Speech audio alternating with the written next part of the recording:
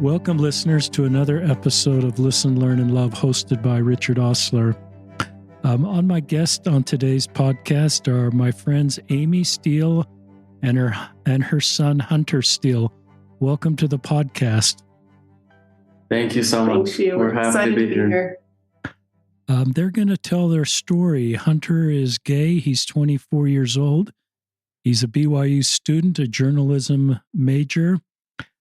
He served a mission in Washington, Kennewick, and I'm going to link in the show notes to his Instagram account, his coming out post, as well as a reel he shared reading a journal entry that was really powerful for me just to better understand the road that Hunter walks. We're also joined by Amie Steele, the mother of three. Hunter is her middle child. She has a married daughter and a younger son on a mission in Arizona, Little Rock, Arizona. She teaches special needs. Tell us what you teach, Amie, before I miss it. Special education at the high school. Yep, here in Nephi. And they are joining us from Nephi. Hunter, we're recording this on a weekend. Drove home from BYU, and they're joining us via Zoom. And I reached out to Hunter and Amie and asked them to do this. Somehow I got connected with both of them on social media and just recognized Hunter's maturity, being honest about his sexual orientation and his deep love of Christ and the church and the principles of the gospel, and trying to reconcile both of these things that he loves about himself. And I thought his voice would be helpful for other LGBTQ Latter-day Saints. Some of you that are closeted are looking for the maturity that Hunter has that can help you, and some of you that aren't closeted are just looking for a voice to be helpful. Also thought it'd be great to have Amie here, a mom of an LGBTQ child, for her to share some of her story and the things she's learned, the advice she'd give, how she feels about Hunter. So our prayers this will be helpful to you as a parent, as a local leader, as an ally, or as a queer Latter-day Saint, to hear the things that Hunter will share. We said a prayer, and that's our prayer. And with that, I think I'm turning it over to Hunter to first share some of his story. Awesome. Thank you so much for having us again. We're so excited to be here. And honestly, anytime I'm able to share my story, I'm so grateful. Yes, because I see the impact that our stories have on other people, but it honestly helps me just find fulfillment in a space that is pretty complicated sometimes. And so I'm really grateful to share my story.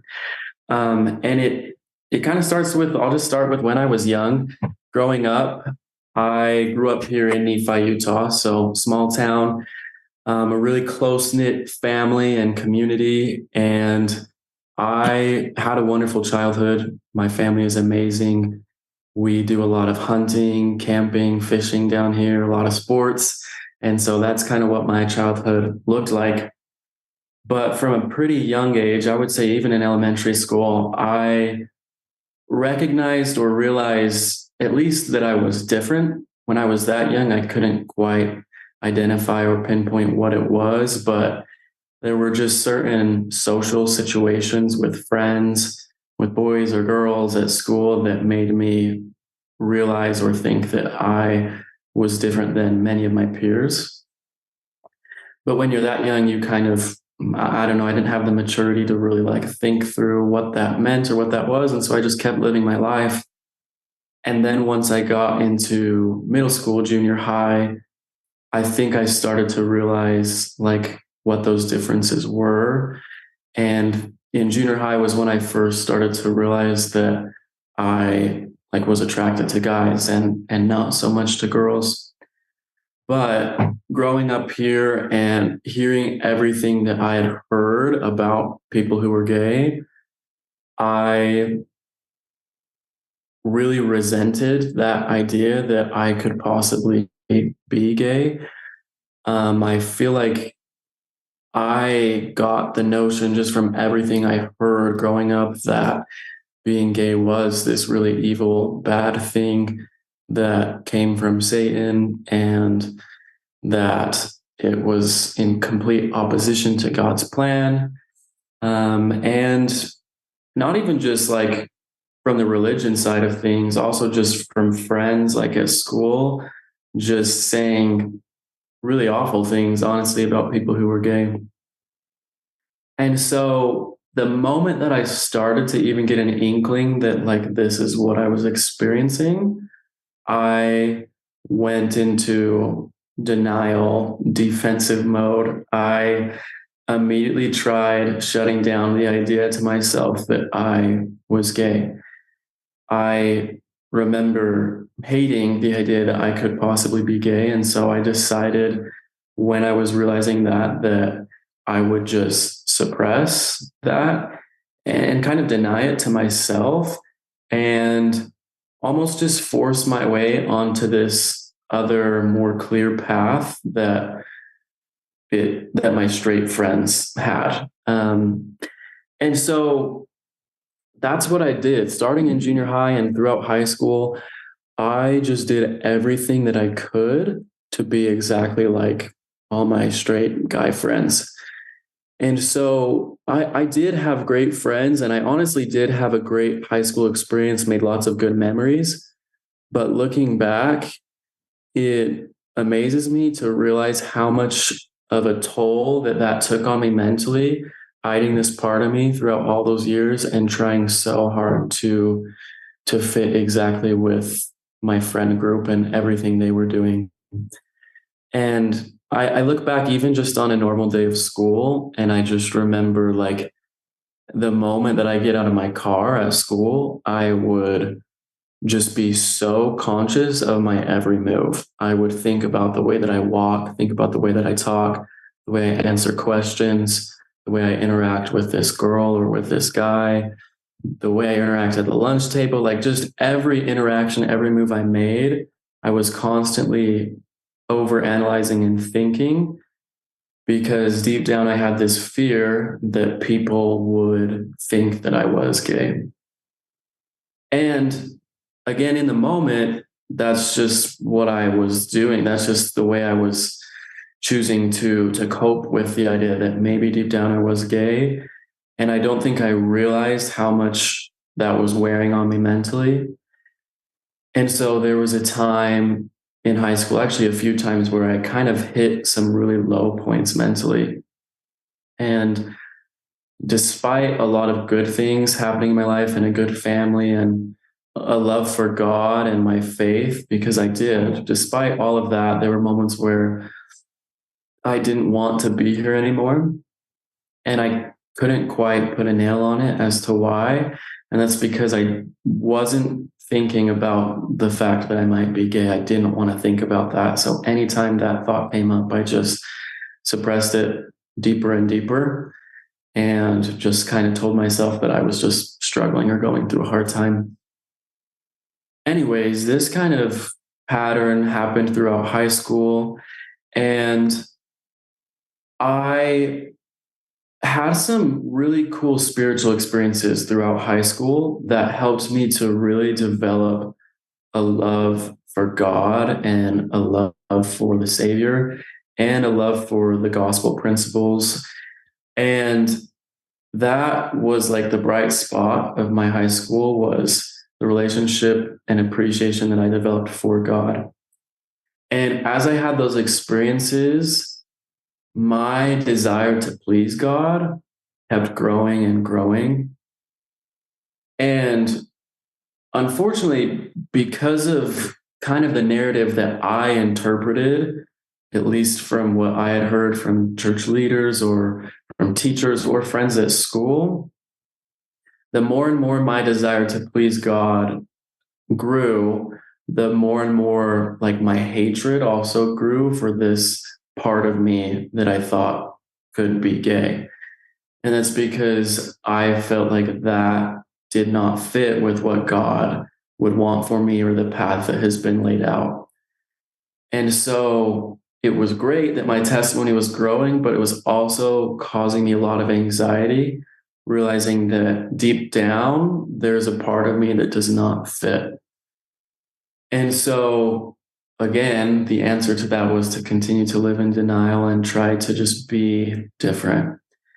And so I remember in high school, I would try to do everything my straight friends did. I mean, they went through the whole dating craze where they would get so excited about dating girls and kissing girls. And so I tried to do the same thing.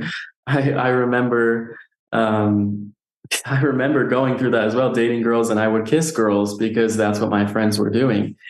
And it's so funny looking back, but I just remember I didn't say this to them, but in my head, I was like, why do you guys like this so much? Like it's not actually that good or fulfilling. And at the time, I kind of just told myself, I was like, maybe I'm just more mature than all my guy friends. But really, there was no attraction there or for fulfillment that came from being romantic with girls. So graduated high school, and it was time to make some decisions about my future. And I thought I wanted to go on a mission, but I wasn't sure. But as soon as I started filling out my mission papers, I told myself I would just start. And as soon as I did, I just got this peace and I knew that I needed to go. And so I was really excited about going on a mission because deep down, I also thought that, okay, this will for sure get rid of those feelings that have sometimes came up throughout my past. And that's a story we hear a lot. People going on a mission and thinking that the mission will change them. And I had a lot of hope for that because serving mission was a hard thing for me to do, giving up 2 years of my life. It's hard for anyone to do, but that decision to give up those 2 years and just go completely put all my energy and effort towards helping people know God and know Jesus seemed like a big sacrifice. And I felt like it was big enough for God to change that part of me. So I went on my mission. I served in Washington and I had an amazing experience. I'm so grateful for my mission and the relationship with Heavenly Father and Jesus Christ that I had grew exponentially. And by the end of my mission, I felt like Jesus was my best friend. Like that's how I would describe our relationship. And so it was a beautiful experience. And honestly, my sexuality wasn't a big thing for me on my mission. I think because I was just so focused on other things that it rarely ever came up. And if it did, I kind of just did what I did in the past and suppressed those feelings. So I get back from my mission, and because those feelings hadn't been on my mind a lot on my mission, I kind of like thought that it worked. Like I got back from my mission and I was like, maybe those feelings are gone. And I realized really quickly, like very quickly after I returned from my mission, that those feelings of attraction towards men were not gone. They were very present. If anything, they were more present than ever before. And the moment that I realized that, I had a little bit of a crisis. I remember being pretty distraught and sad, and there was a part of me that was frustrated.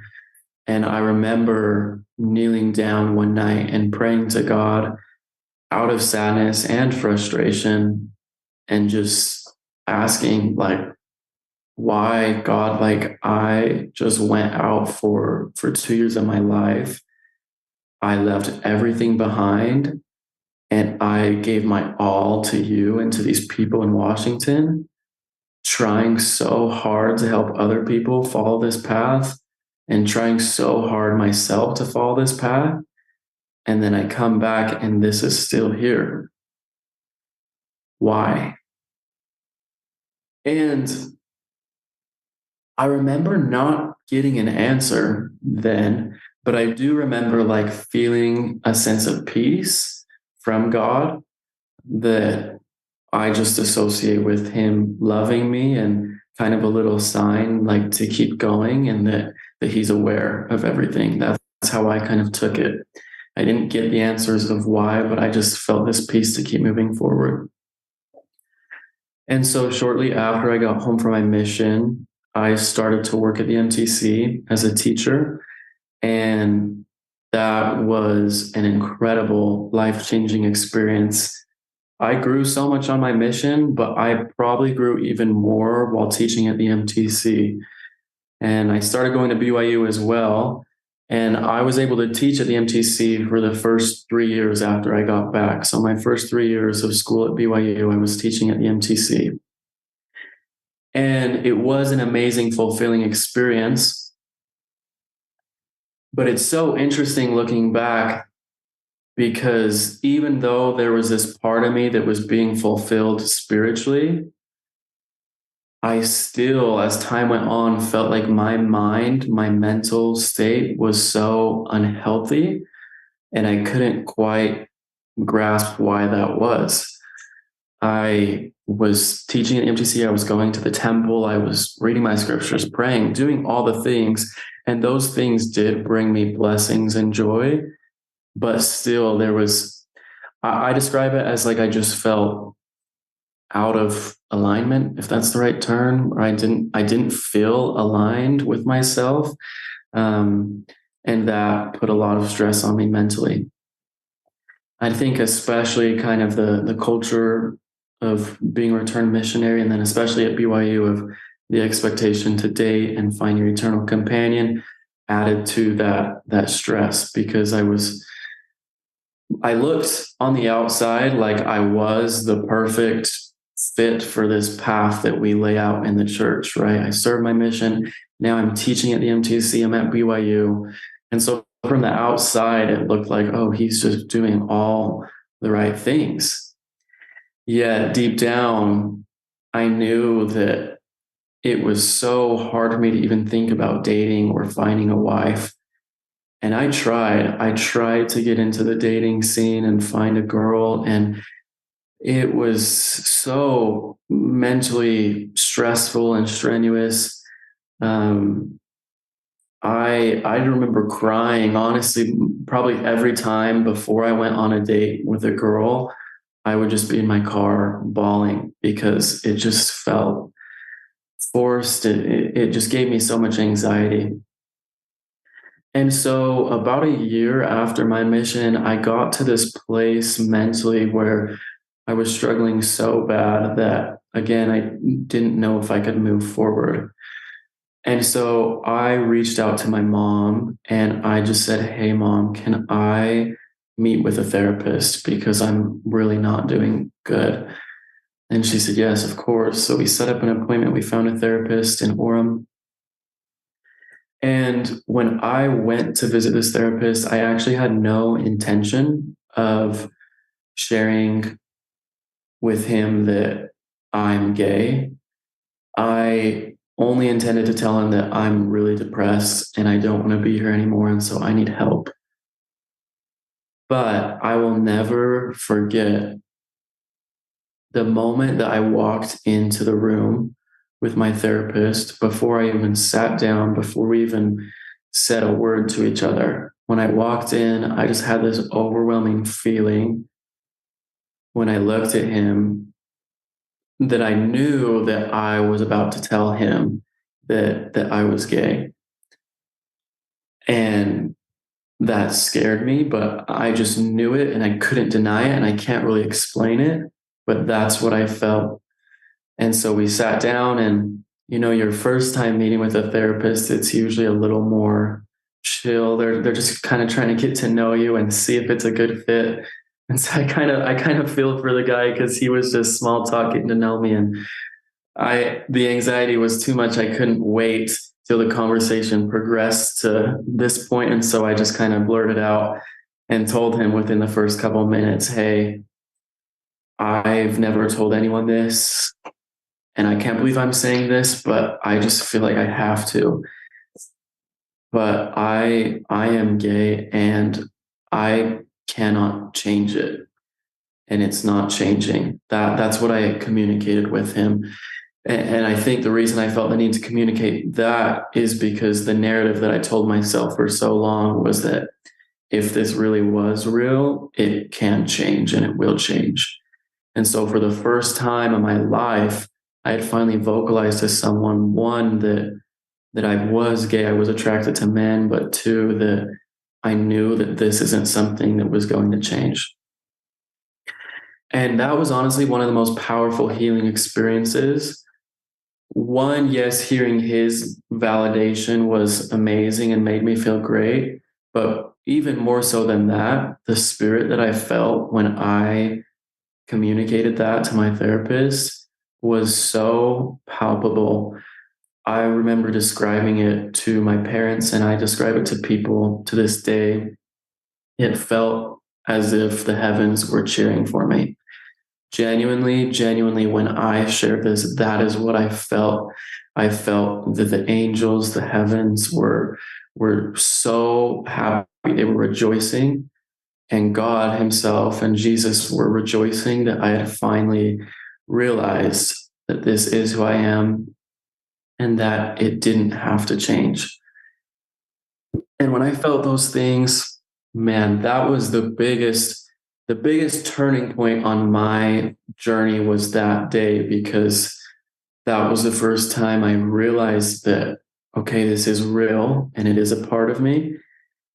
But the greatest realization was that God knew that and He didn't want to change it, that He was actually so grateful and proud. And I felt as if He had been waiting for the day when I could finally make that realization. And that He was just so happy and thrilled that finally I got to that point where I made that realization.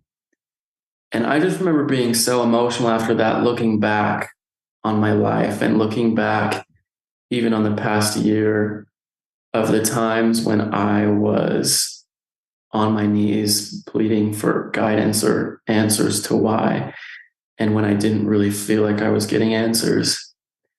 And after this experience, looking back, I could just picture and imagine God just weeping with me, just wanting to give me everything, but knowing that I had to come to realize that for myself, that this was okay. And so that was a huge, amazing experience for me. And at the end of that session with my therapist, he said, I think you should tell your parents. And I said, no way. I said, you're the only person I'm ever telling. And I really believed that.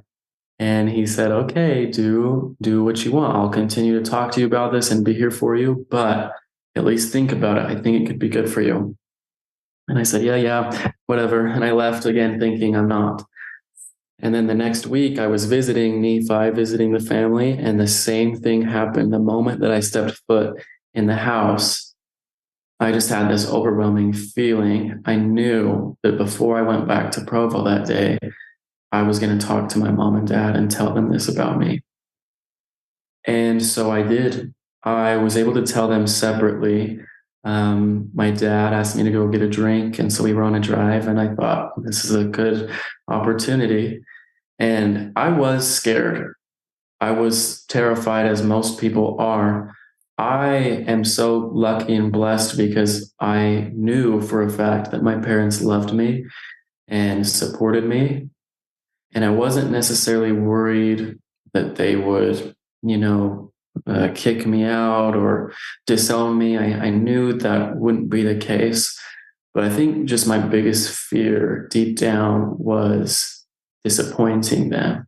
It was the same fear that I had with God, was I didn't want to disappoint God. And so it was hard for me, but I knew it's what needed to be done. And so I shared this with my dad first. And he was awesome. He was amazing. He expressed his love for me and support. And, I think I have so much empathy for the parents or the family or the friends of whoever comes out to them. This is what I would say right now to any of those people, or if someone's like wondering, like, how do I react? Just know that, like, from my perspective, I had not a ton of expectations of like this perfect reaction, because I knew that it would shock them, right? Like I knew that when you raise a kid for 22 years of your life, not knowing this, and then one day out of the blue, they communicate that like they're gay. Of course, like I would expect that to take any parent kind of catch them off guard. And of course, they wouldn't understand what that experience has been like for me. Of course, they would have questions. And so my parents did. My dad did. He was amazing and loving, and he asked questions. He was confused or trying to understand. And I think that's so normal. And so I was just thrilled with how it went. And then we came back home, and same thing. I talked to my mom in her room, and my dad came in with me, and I shared this with her, and it was the same thing. Just love and support was the biggest thing. And then we talked longer, and kind of they asked some questions. And since I was so new to coming to terms with this myself, it was hard because I didn't even have answers to a lot of the questions they were asking. So I do remember that being a little difficult, was like they're trying to understand it. And I'm like, yeah, me too. I'm actually trying to understand this too, and what this looks like. But the biggest thing that I communicated and wanted to reassure them of, again, because I still, even though I'd come to terms with this, wanted to fit the mold and fit on this path. And so what I reassured them of was, I am gay, but just know this won't change anything for my future. I'm still going to do all the things. I'm going to try to go on dates with girls 3 times a week. That's what I told them. And that's what I told myself, is I would go on 3 dates a week. And I said, within a year, I think I could be married to a girl in the temple. So on the one hand, I had these amazing breakthroughs, realizing that my sexuality wasn't evil and that it wouldn't change. But on the other hand, I was still clinging on to this desire to fit on this path. But what's really incredible and amazing about my journey is that as I started to live those expectations that I set for myself of dating and girls and trying to find a wife, and I had all these kind of high, bizarre expectations for myself, as I started doing that, God was the one who slowly stripped away every expectation that I had set for myself, except for one. And I just remember feeling so strongly this one expectation that God had for me, and hearing these words over and over again one day. And the 2 words that hit me so strongly and powerfully were, with God. And that was the moment that I realized that I really had to let go of all of these expectations that I had for myself, except for one. And that was just that I don't know my future, but I know that I'm going to navigate this with God. There are so many unanswered questions that I have, and I don't know the answers to them. But the one thing I know is that I'm going to do this with God. And from that day forward, that has been my mantra through this experience, is that each day I just try to navigate my journey with God. Because if there's one truth that I know above all other truths, it's that God does love me, that He's real, that He knows me, that I'm His son, and that He has a perfect plan for me. I know without a doubt God wants me to be happy and have joy. And so I know that He knows the way that I'm going to experience that. So why would I stress about figuring that all out on my own and setting all these expectations for myself when God Himself has all the answers? And so to wrap up my story, and then I'll kind of let you talk about it from your perspective, Mom, but that was 2 years ago. And since then, that's what I've been doing. I've been navigating my journey with God. And sometimes people ask, like, what does that look like? Because I will tell you right now, it does not look like doing things perfectly. Like, doing things with God has just looked like talking to Him every single day and trying to do each day what I feel is best for me, and then talking to him about it at the end of the night and seeing how I feel. And so in the last 2 years, it's been ups and downs. I've taken different paths. I've gone through times of questioning. I've gone through times of doubt. I've gone through times of dating guys. I've gone through times of not. And through it all, I have grown more in the last 2 years than any other 2-year or 10-year period of my life. Yes, I grew a lot on my mission, but I've grown way more the last 2 years. My relationship with God and my appreciation for Jesus has grown in the last 2 years more than it ever has. And I think that's because God has kind of given me this space to just try and just figure things out. If there's one revelation that I've received repeatedly more than others, it's go try it, Hunter. Because I'll ask God, I'll be on my knees and say, is this okay? Can I do this? Or what should I be doing? Should I be doing this? And without fail, I just get this sense of encouragement. You're here to learn and grow, Hunter. Go do, and then come talk to me about it after. And I've been corrected at times when I do that. I come back and I feel, ooh, maybe that wasn't the best. Or, ooh, I put myself in a bad situation. Or, whoa, surprisingly, that actually felt right. I actually felt the Spirit as I did this or that. And so it's honestly been just a great journey of ups and downs, but ultimately a journey of progression and grace. I've learned more about the grace of Christ in the last 2 years than anything else. But yeah, I would say that's where I'm at now is I still don't know all the answers, but I feel great about my life. There's really hard days for sure, but I've come to know that there is a way that I'm going to experience a fullness of joy, just like every other child of God has the opportunity to experience. And as long as I keep doing my life with God, I'm going to get there. I'm going to experience that. I don't know exactly what it will look like, but each day I feel like God gives me a glimpse of what it can look like. And, that's enough to keep me going. And so that's where I'm at right now is just doing each day with God and also trying to share my journey with others, because I know so many people are hurting.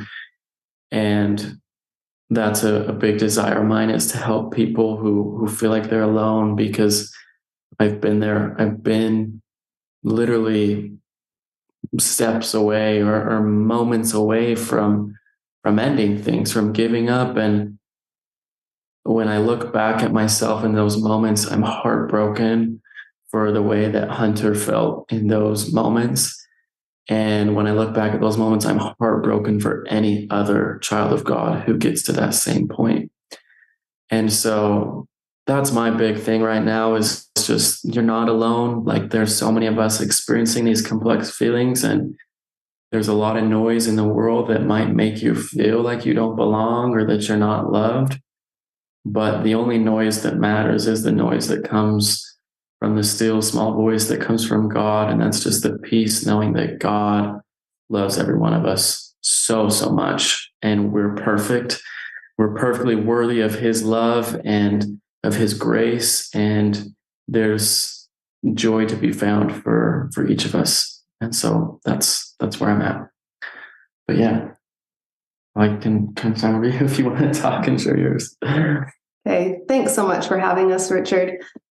Just a little bit from my perspective, like Hunter said, his childhood was pretty normal. He played sports, he would go hunting, he had a great childhood. In high school, he was very well liked. He was student body president his senior year, and just a wonderful, wonderful experience his childhood was.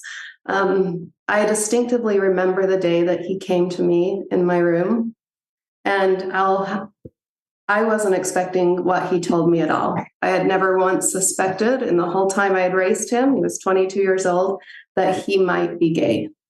And so it came as a complete shock to me. And I'll replay that moment in my mind and wonder, did I react right? What did I say? I hope it was okay. But it was very shocking. I remember when he told us, he said, he planned to marry a woman. He said he was never going to tell anyone. And I remember feeling a sense of relief, like, oh, good. And it was not because I was afraid of what people would think of our family. It was more just, I didn't want him to endure any hate or persecution or have people think different of Hunter.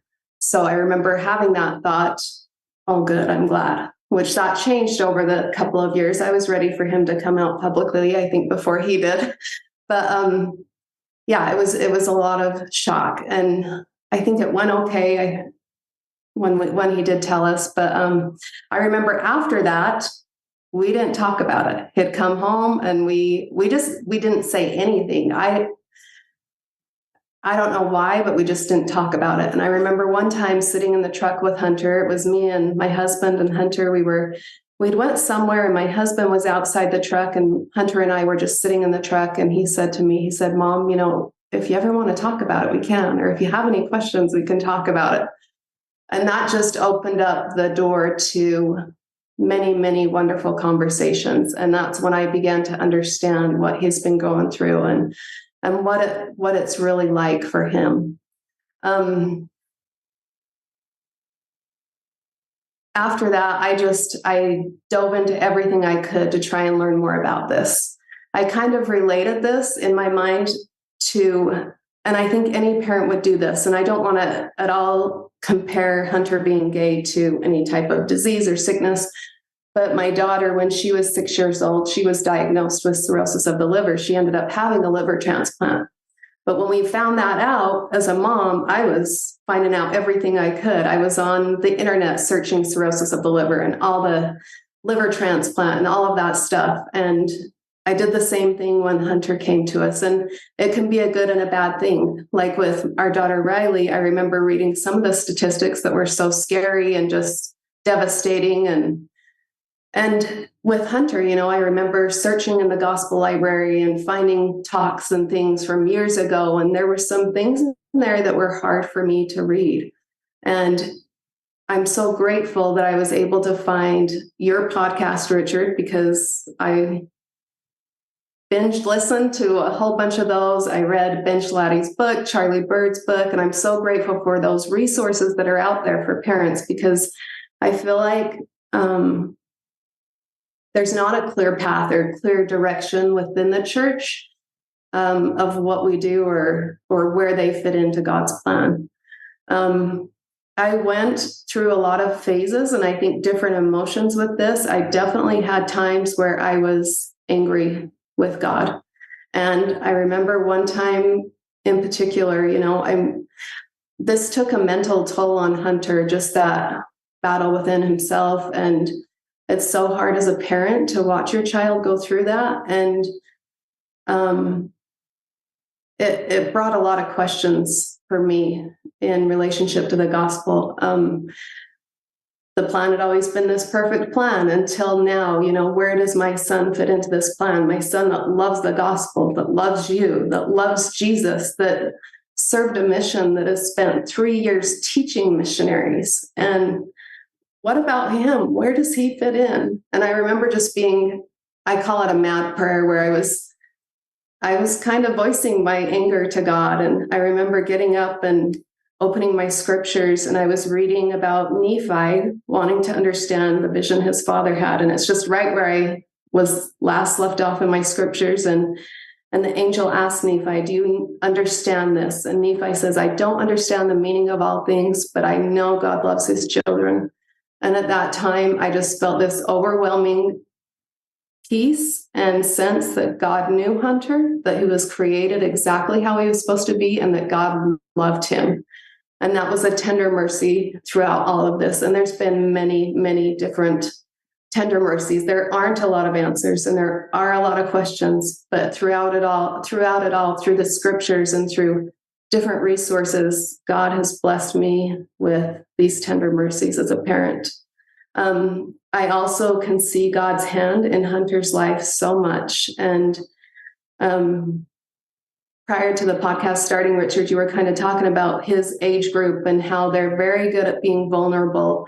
And I have to agree, I think sometimes the young adults get a bad rap, but I have seen amazing things through the young adults. He has friends in his life that I know were handpicked by God, that have blessed him so much and helped him through this so much. There's been times that Hunter's called me one day and said, I had the worst night last night. It was awful. And I'd say, why didn't you call me? And he says, well, I called so-and-so and they were able to come and help me. And he has just a wonderful circle of friends around him that I know that God's placed in his life to help him. So there's been lots of tender mercies and God's hand, which I think helps along this path where there is so much unknown and so many questions.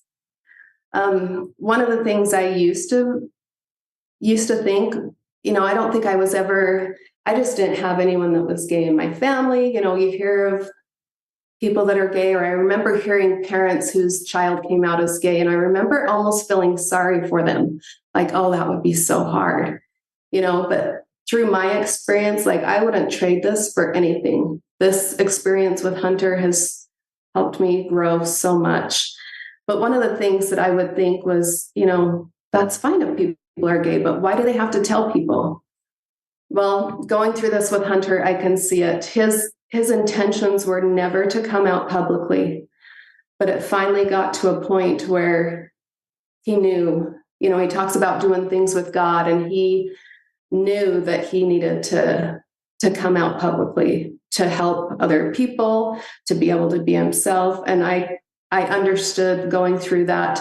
There was one instance where before he came out publicly on his Instagram, he wanted to make sure the close family members knew.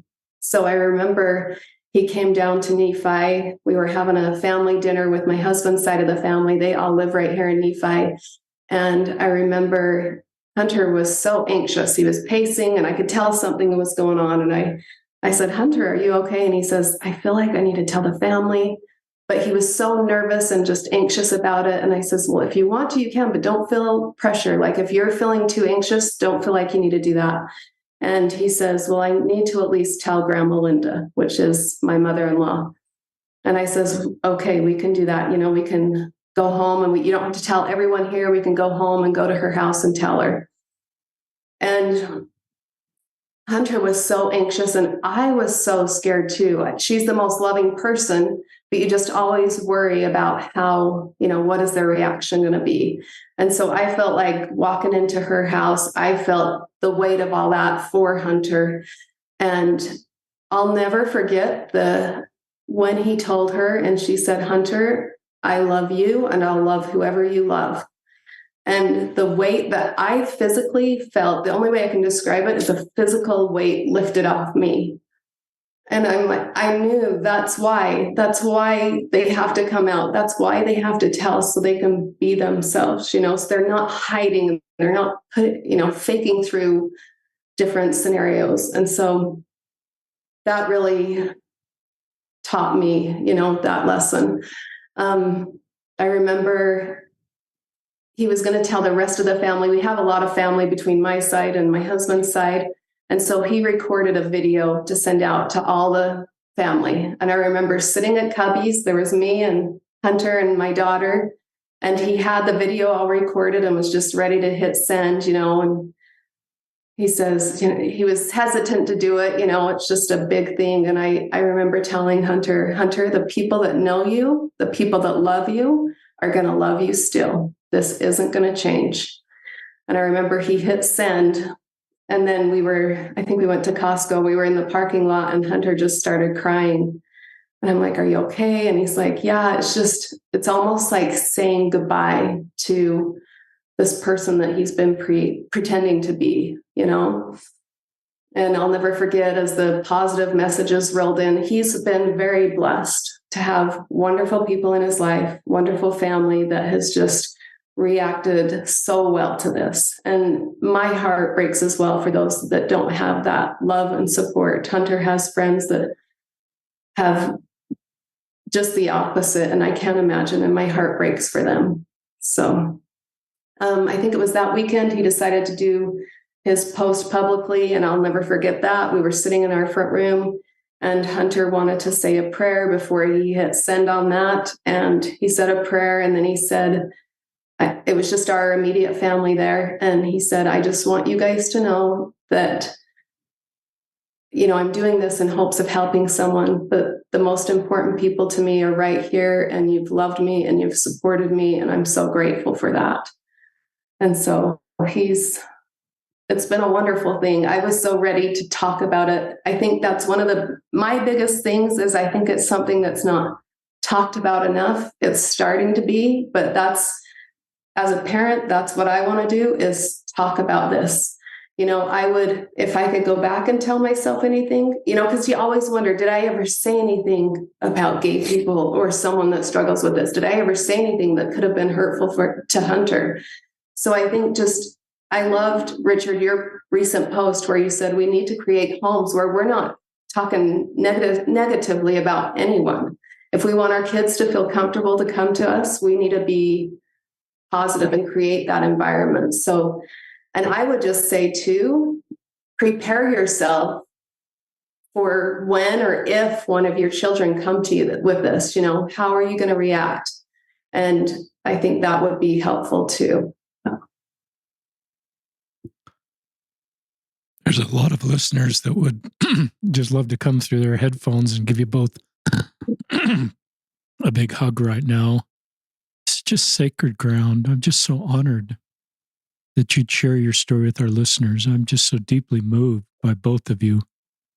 This is a beautiful family love story. I sometimes think of is his name Gene Kratz, the Apollo 13 commander, when everything's going haywire and he stands forward and says, "Excuse me, sir, this is going to be our finest hour, and this is the Steele family's finest hour."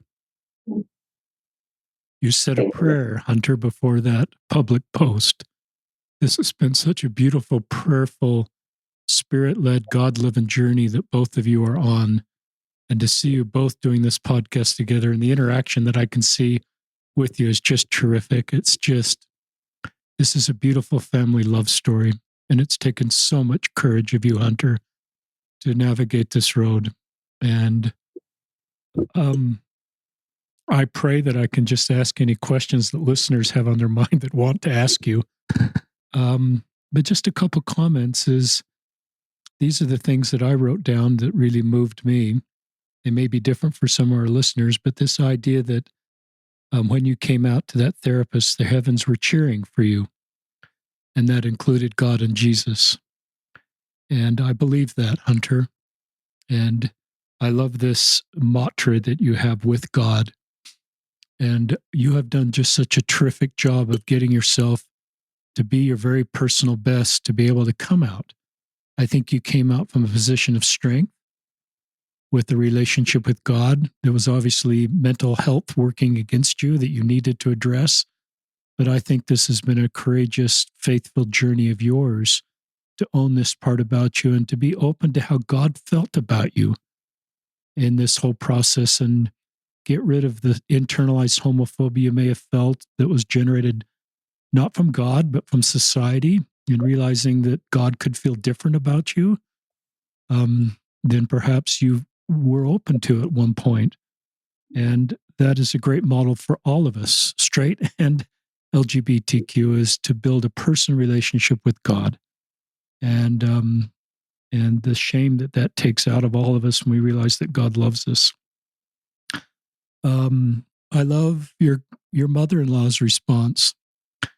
I love your courage, Hunter, to continue to come out. I love you and will love whoever you love. I don't think saying that creates a feeling exactly your path. I think it just creates a feeling that I have a non-transactional relationship with you as my grandson, that I will just love you. And my job is to love you, and I love and he saves, and I will just leave it at the Savior's feet, and I will just support you and love you as my grandson. I love that, Amie, your pattern, when you have hard questions, it seems that you pray and then you go to the scriptures, and you read that part of Nephi that I don't understand everything, but I know God loves all of his children. One of the themes of this whole podcast with you two is just your consistent going back to God, the scriptures, to get personal revelation. As you both point out, there's not a lot of direction. You can't just go to a manual and go to an 8-week course, Amie, and say, this is how you parent a gay kid. And Hunter, you didn't have a class you could take anonymously as a high school seminary student. What if I'm gay? And so there's none of this content around you, but in a way, you've shown a great way of using the tools you have, which I deeply believe in, a personal relationship with God, Christ to heal broken hearts, And as you've made, and the scriptures that often give us impressions and insights that are unique to the questions we have on our mind at the times. And so, this is just and respect for you, Hunter. You know, I've only been in this space for 6 years, 7 years, and I don't have any data to back this up, but it seems like, are you Gen X? What gen are you these days? Do you know where the cutoff is? Oh boy, I don't even know. I'm 24, so whatever that is. Listen, I get confused between Gen Y, Gen X, and millennials, but me too. But anyway, I'm not in that generation. But I think one of the things that I believe is that you're able to own this earlier. And I think that's a good thing, because I think the shame and the self-loathing that you've went through as a junior high and high school student, you're past that. It doesn't make your road easy. And we're going to link to your Instagram where you read out of your journal from April 17th in the show notes, because I love you reading out of your journal, just the complexities of your path. And listeners, if you haven't read that, we'll link to it in the show notes. It's a podcast within itself. I was just deeply moved with you giving vocabulary to the complexity of your situation. One of your gifts is the gift of communication, Hunter, and putting vocabulary to feelings. And that Instagram, based on your journal entry, is terrific. And I want people that are listening to podcasts to make sure they've listened to that if they haven't, as well as your coming out posts. So, but anyway, I just sense a good thing that doesn't make your life easy. I don't want to say just, you know that, but you're not going to go through decades of just this shame and self-loathing and hating yourself that some feel for decades. And I think that's a good thing. And I think it starts with just the formula you've given. You've asked God, how do you feel about this? And I think that's a perfect formula for anybody. So I want a question that you've kind of addressed, but Hunter, you did come out publicly on Instagram and you offered a prayer before you press send. And I looked at that post in preparation for this podcast. It had like 3,000 likes and over 400 comments. And I know you weren't necessarily looking for just, that, but why did you come out? I mean, you've sort of addressed that, but why did you feel the need to come out? And what did it mean for you to come out and have people accept you? Yeah. I mean, originally, the reason why I ever even thought that it might be what I needed to do was to help other people, right? Like I really had these moments on my journey where I would just be crying in my car thinking about all the other kids or youth who were experiencing or had experienced like the isolation that comes with this experience. And it was in those moments that I was like, oh, I do want to share my story. Like there is a part of me that wants to just share my story. But it took me a while to get to that point. It was just this last October that I made that post. But what really, I would say, pushed me over the edge or got me to the point where I was like, okay, I need to, was actually that I realized that month leading up that I needed to do it for myself as well. And so I already had this desire to help people, but October of this year was a really actually hard month for me where I emotionally and even though I had come out to people like my family and some close friends and my therapist, there were still so many people that I was hiding from, and that still took a toll on me. And so I felt the need finally to just say, okay, enough is enough. I'm going to share my story and I hope it helps some people. And I know that it will bring a lot of relief to me. And both things happened. I have never been more comfortable just living and being and existing than I have since that day.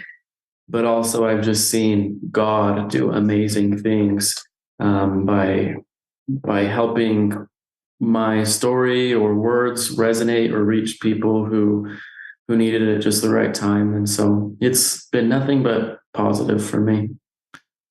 Your mom talked about a circle of friends, and I'm glad you've got a circle of friends. I assume some of those are straight. Talk about what straight friends can do to be helpful. just educate your straight bro friends, some that may have continued to be your friends all the way from high school that have not pulled away. What can they do to support you? Yeah, that's a great question. Yeah, I honestly am overjoyed, so grateful for the friends that I have. And I have a lot of good friends that are girls and they're amazing and supportive. But I do, like you say, have a lot of guy friends, like my bros almost, who are straight, who have stuck around and like continue to embrace me as a friend. And I don't know why, but there's something about that that makes it a little bit more meaningful, because sometimes those are the people you expect to leave you or abandon with you, or if anything, be uncomfortable with you. I think that was my biggest fear, is like, I don't want to make them uncomfortable.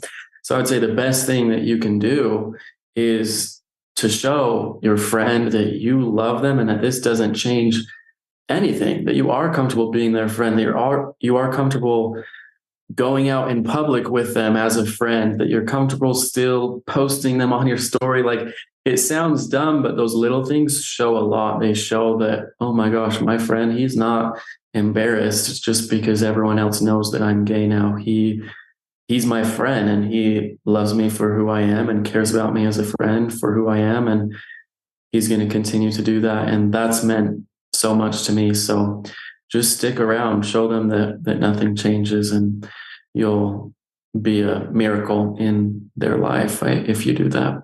Those are great examples of what your bro friends do that doesn't take a lot, but it does send a message to you. I love the term "they stuck around," and they're Yeah. not embarrassed, and they didn't pull out, and they don't weird it out, is a word I probably would have used to describe how I might have felt if I were one of your bro friends. And so I'm grateful for that. And I recognize that sometimes, like you said, that does help a little bit, because those might be the guys that are first to go. Right. More thoughts that come to either of your minds, Amie or Hunter?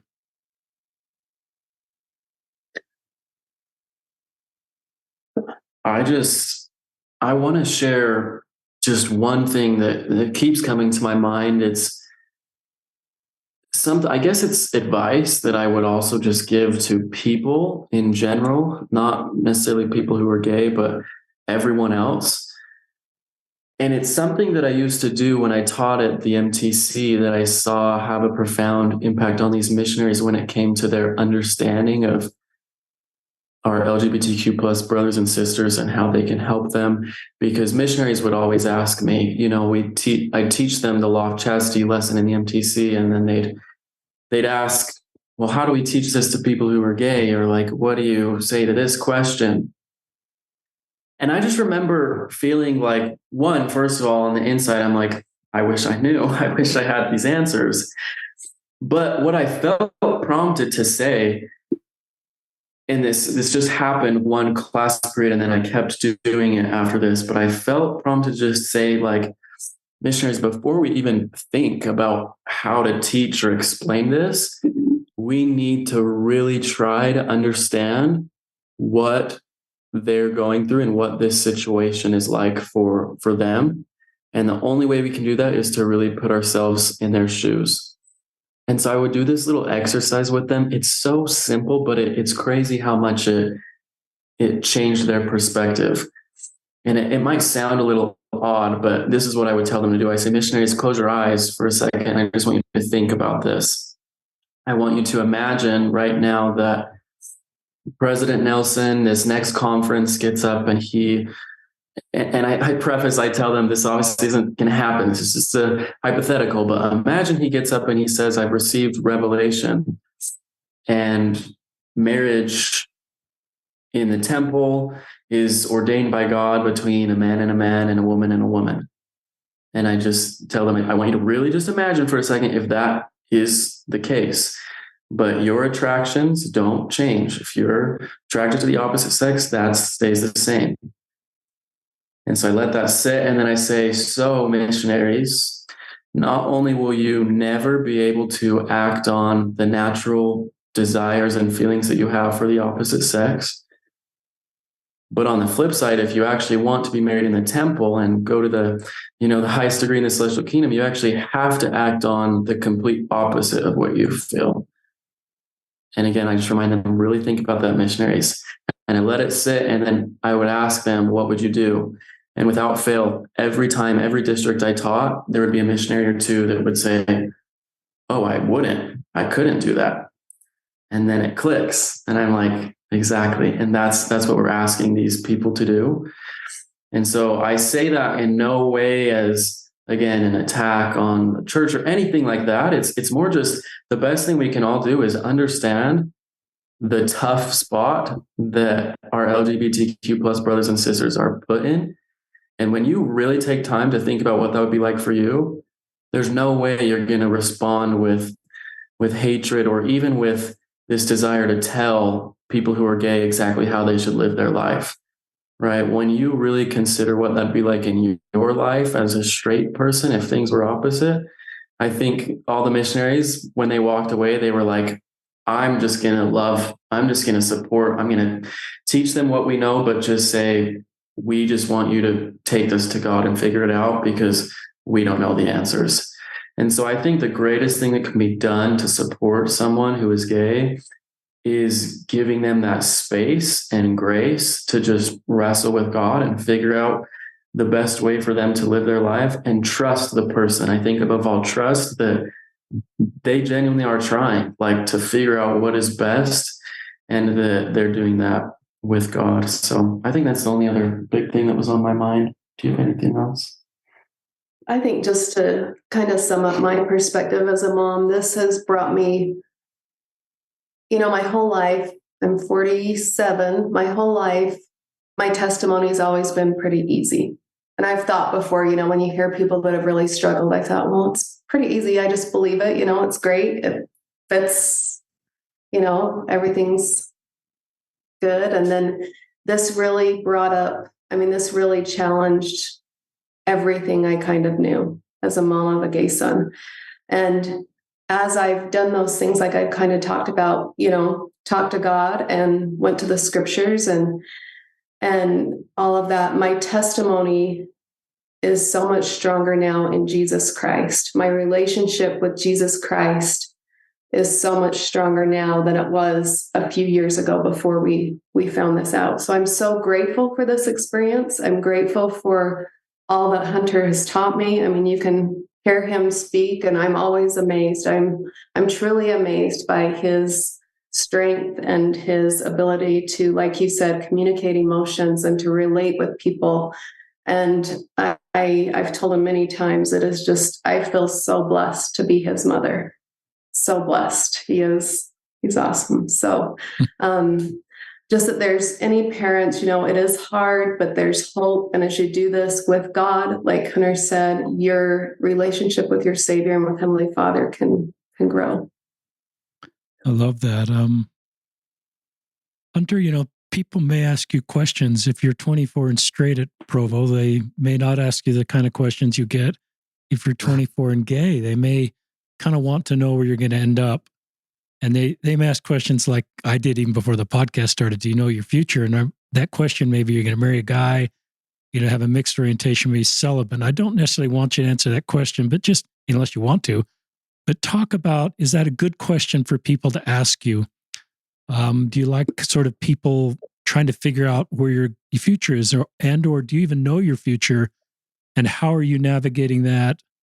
And just talk about what's helpful and not helpful. And that may be helpful for leaders, for friends, to kind of support you the best way they can without put you in a spot you're not really comfortable about talking about something you don't want to talk about. Yeah. No, great question. Yeah, I think kind of the first part of your question about whether or not it is a good question, I think like the best way you can approach that question is more asking like, how can I support or help you as you figure out your journey and your future? Like just knowing as an ally or friend or family or support that they do have a complex situation and they're probably really stressed trying to figure out their future. And so maybe approaching it as like, I know you're probably like stressed about making decisions for your future. Is there something I can do to support or help you as you do that? Do you want me to hear your thoughts and listen and offer my perspective? I don't know, just doing it out of place of love and trying to be helpful.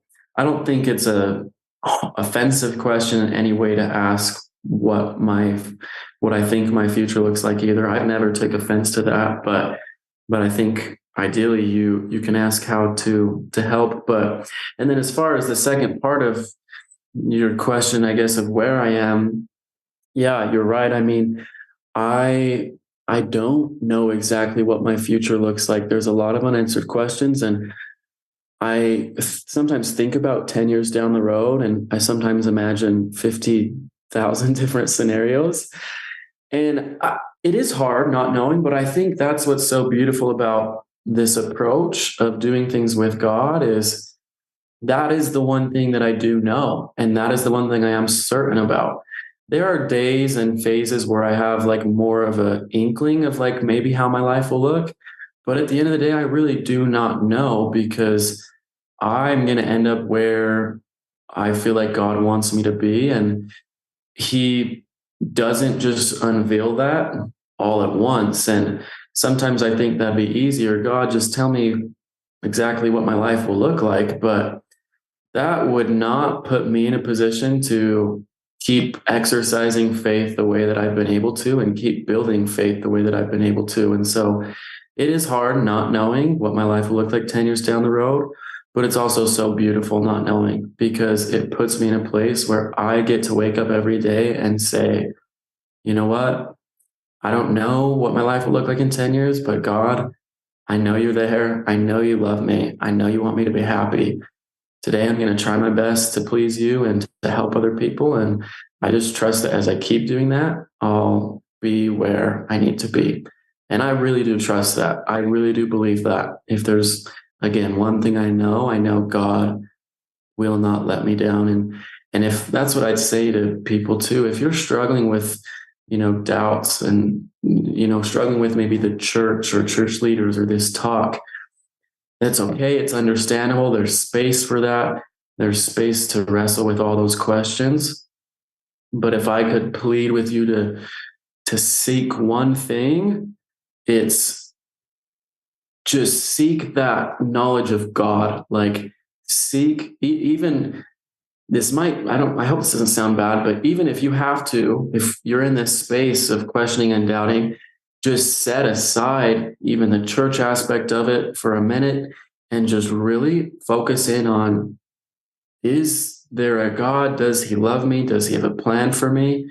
Because I know without a doubt, if you seek that, you're going to find out that that is true and that He is there for you. And from there, you can just build your foundation on that. You can never go wrong knowing that you have a God who wants you to be happy and will support you and guide you as you seek guidance from Him. And so that's my plan right now. I'm going to keep doing that. I hope to live a life of faith, and I do hope to live a life of love. I want to experience that, and I've been able to experience some of those things, and it's maybe been shocking to myself and others how good certain things have felt and how right they felt. That's maybe all I'll say about that. But at the end of the day, my future is with God, and we'll see where that takes me. Really good answer. I thought you could handle that question. I love that even though you don't know your future, you're at peace today, Hunter. And I recognize that's your deep spiritual maturity. We're recording this, listeners, on a Sunday, and in our ward, we had the young men and young women speak. It's kind of like the primary program where they line up and give talks, but our ward felt impressed to do it with young men and young women. And my wife spoke and just talked about, and I totally agree with her, that these are the noble and great ones. And I think of that doctrine within our church, and I look at you, Hunter, and you don't probably want me to say this about you, but I look at you and other LGBTQ Latter-day Saints and straight Latter-day Saints as the noble and great ones that are helping us create Zion in the last days. And your work to be who you are and the spiritual maturity you have and the peace you have in your life. And you've blessed so many people. I would assume if I could go back to Nephi High School and walk the halls while you were the student body president, people would say how much you've helped them and how much better off that school was. And I bet if I could go to your mission reunion in Kennewick, they would say the same thing. And your friends at BYU, and it doesn't mean you're perfect, or the missionaries you've taught at the MTC, but you've blessed a lot of people, and you continue to do that, being open about your sexual orientation and your relationship with God and how that's helping you navigate that. And I'm not your parent or your church leader, but my impression is just as your friend, I would say I trust you. And I'm not going to get, this is me talking to listeners, I don't get prescriptive anymore and say, this is the path that I think's right for you, Hunter. I would say, I trust you and I will walk with you and I will support you. And I'm not going to make you the hero one day and the villain the next day. You're the same Hunter Steele. And I will leave any of that judging up to Christ.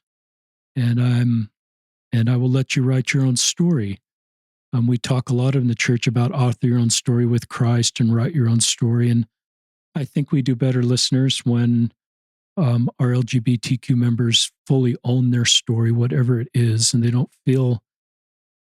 I just think they do better if they fully own it. And I think to write that story kind of in their 20s after they get in a really good spiritual spot, an emotional spot, Hunter's probably a good example of that, of somebody who's just in a really good spot in a thoughtful way to not sort of listen to how everybody else's stories are turning out. I think that's helpful for perspective, but mature enough to write your own story with God, just like you've taught us. And so I think you're in a great spot to continue to write your story, and you will bless a lot of lives along the way. You have a great life ahead of you. And I think your older self in 10 years, if they listen to this podcast, would say, the last 10 years have been terrific. And where I am today is possible because of the work you've done the last couple of years to come out.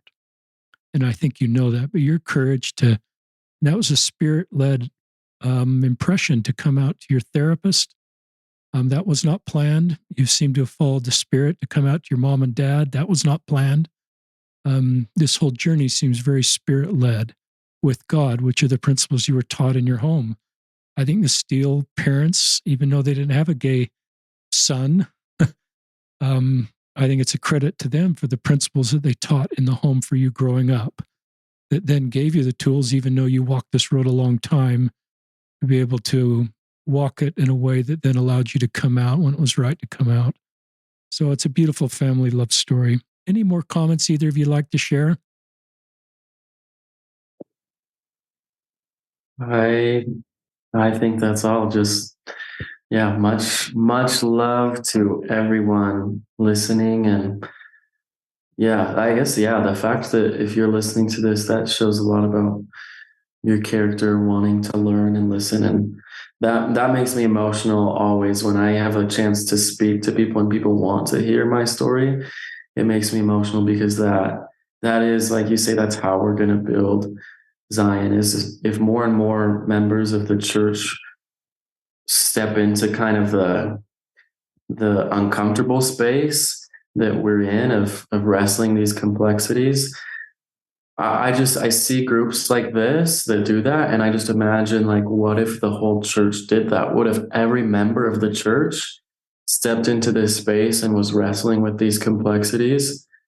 How much more willing would God be to continue to pour out revelation that we so desperately need? So yeah, share this with people maybe who aren't in that space yet, and invite people to come on this journey, because I think even though it is maybe uncomfortable at first, like my mom said, it's amazing to even see like how much she has grown, like, and become more Christ-like and empathetic. And like she says, it sounds like I'm speaking for you, but I know you said these things like you said, like you wouldn't change it for the world because of where you're at now. And so I know that anyone would say that down the road too, if they're willing to just step into this space. So that'd be my invitation. Anything that you'd like to say, Amie? I just echo what Hunter said, and then just so much gratitude for you, Richard, and all the work that you do. I mean, you're on, I don't know, 600 and something of these episodes that you I know you don't do this to hear praise for you, but I'm so grateful for all the work you do. So thank you. Thank you, Amie. And that's Amie. You know, I like to, when you've got a name that can be spelled a few different ways. Hunter spells it like it's supposed to be spelled. Usually spelled wrong.